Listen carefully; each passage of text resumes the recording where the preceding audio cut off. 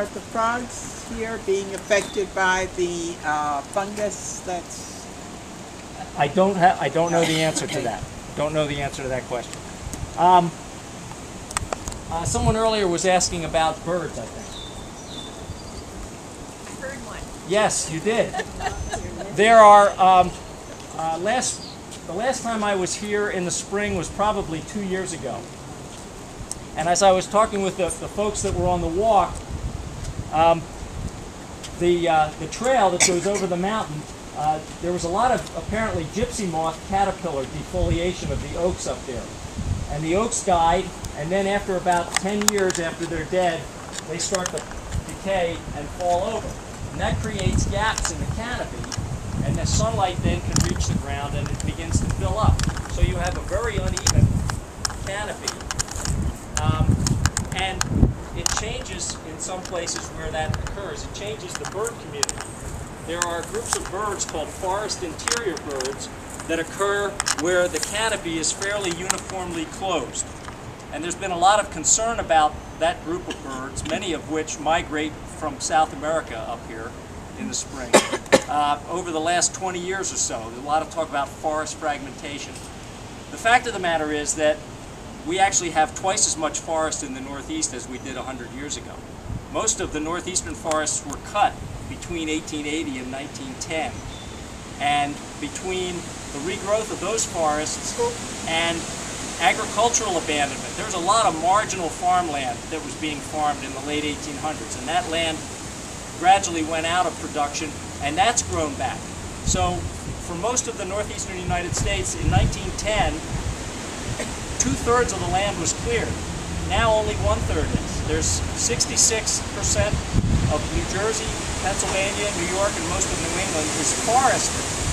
So the problems with forest interior birds, birds that rely on those closed canopy forests, are not as great in most of the Northeast. In the corridor from Boston down to Washington, yeah, there's still a lot of development going on and forests are being cut. But in upstate Pennsylvania, upstate New Jersey, upstate New York, and most of New England, forest interior birds are in pretty good shape. With any development like this, you get canopy openings formed. The wetlands create their own canopy openings because trees don't tend to grow in standing water. We're not in the South where there's bald cypress, okay? If you've been to Florida, you know trees grow in standing water down there. They don't tend to do that here. So between the trails that have been cut, the buildings, and the wetlands, you can see that the canopy is very broken and open. And as a result, you get some pretty interesting things. This kind of broken canopy is really good for Baltimore orioles. Brilliant orange birds with black wings and tails.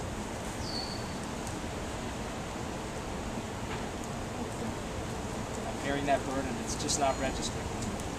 In any event, there was a Baltimore oriole or two here when I was here 2 springs ago, and they've just recently arrived back in migration, and I would suggest they're probably here. There's still probably Baltimore orioles here. A number of species of birds that are in the group called flycatchers. They're birds that sit on a branch and wait for something to fly, and then they go out and catch it, and then they go back and sit. They just sit. What? Well, you have to have a tree canopy adjacent to the open air. Well, that's what you have here. So, least flycatcher, eastern wood pewee, phoebe, things like that, could all occur in this area. There's a lot of shrub-type birds. Cardinals like dense shrubs adjacent to openings. Catbirds, there should be catbirds around here, perhaps mockingbirds, right? Song sparrows, shrubs adjacent to open ground. And if you have conifers like cedars or white pines or spruce adjacent to grass, you get chipping sparrows.